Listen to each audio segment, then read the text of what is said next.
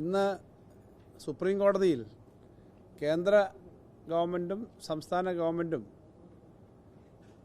സംബന്ധിച്ച് സംസ്ഥാനത്തിൻ്റെ ധനപരമായ കാര്യങ്ങൾ സംബന്ധിച്ചുള്ള ചില പ്രശ്നങ്ങൾ ഉന്നയിക്കുന്നൊരു കേസുണ്ടായിരുന്നു.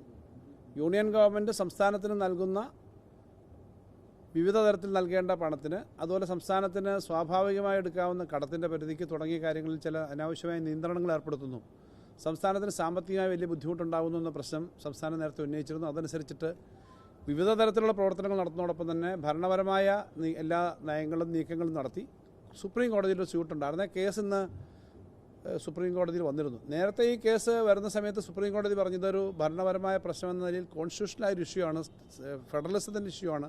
കേന്ദ്ര സംസ്ഥാന ബന്ധങ്ങൾ, യൂണിയൻ ഗവൺമെൻറ്റും സംസ്ഥാന ഗവൺമെൻറ്റും തമ്മിലുള്ള ഇത്തരം കാര്യങ്ങൾ കേസ് വഴി ആണോ നിങ്ങൾ ഇത് പരസ്പരം ചർച്ച ചെയ്ത് തീർക്കാമല്ലോ. അങ്ങനെ ചർച്ച ചെയ്യാൻ തീരുമാനിച്ചു.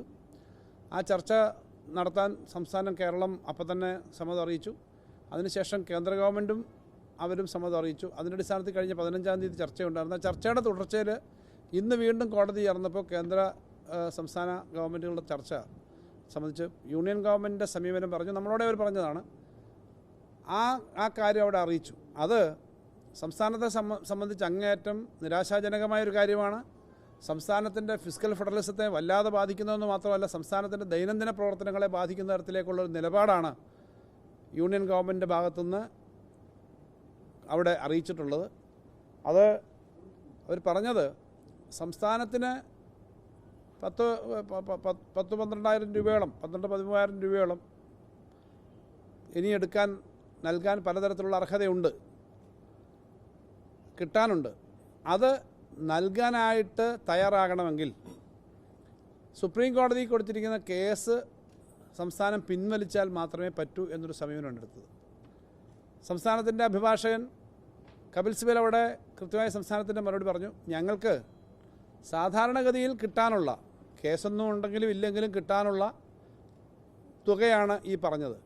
ആ തുക കിട്ടണമെന്ന് ഉണ്ടെങ്കിൽ നിങ്ങൾ കൊടുത്തിരിക്കുന്ന നിങ്ങളുടെ ഭരണഘടനാപരമായ അവകാശം ഉയർത്തിക്കൊണ്ട് കൊടുത്തിരിക്കുന്ന പെറ്റീഷൻ തന്നെ പിൻവലിക്കണം, കേസ് തന്നെ പിൻവലിക്കണമെന്ന് പറയുന്നത് അങ്ങേയറ്റം ഇൻജസ്റ്റിസാണ്. അതുകൊണ്ട് അങ്ങനെ ഒരു സംസ്ഥാനത്തിൻ്റെ സ്ഥിതിയെ മുന്നോട്ട് പോകാനായിട്ട് സമ്മതിക്കാതിരിക്കുന്നത് ശരിയല്ല എന്നുള്ള അഭിപ്രായം പറഞ്ഞു. അങ്ങേയറ്റം സംസ്ഥാനത്തിൻ്റെ പ്രവർത്തനങ്ങളെ ബാധിക്കുന്നതാണ്. നമുക്ക് ഇത്തരം ഒരു കാര്യത്തിൽ കേസ് കൊടുത്തു എന്നുള്ളത് കൊണ്ട് നമ്മുടെ ഭരണഘടനാപരമായിട്ടുള്ള അവകാശം സംരക്ഷിക്കണമെന്ന് ആവശ്യപ്പെട്ടതിൻ്റെ പേരിൽ തരേണ്ട പണം തരില്ല എന്ന് ഡിനേ ചെയ്യുന്ന ഒരു സമീപനം, നിഷേധിക്കുന്നൊരു സമീപനമാണ് വന്നിരിക്കുന്നത്. എന്തായാലും ആ കേസ് 6-ാം തീയതിയും 7-ാം തീയതിയുമായിട്ട് വെച്ചിരിക്കുകയാണ് സുപ്രീം കോടതി കേൾക്കാൻ. ഇന്നിങ്ങനൊരു സംഭവം വന്നിട്ടുണ്ട്. അത് പറയുക എന്നുള്ളത് നിങ്ങളോട് ഫസ്റ്റിൽ കേട്ടിട്ട് അതിൻ്റെ ഡീറ്റെയിൽസ് കൂടുതൽ വരുന്നതേ ഉള്ളൂ. കേട്ടിട്ട് തന്നെ നിങ്ങളോട് പറയേണ്ടത് ആവശ്യമാണ്. കാരണം വസ്തുതാപരമായിട്ട് എന്തൊക്കെയാണ് അവർ പറഞ്ഞതെന്നുള്ളത് പൂർണ്ണമായി വരുന്നതിന് മുമ്പ് തന്നെ ഭാഗികമായ സത്യങ്ങൾ പുറത്തു വരാൻ പാടില്ല.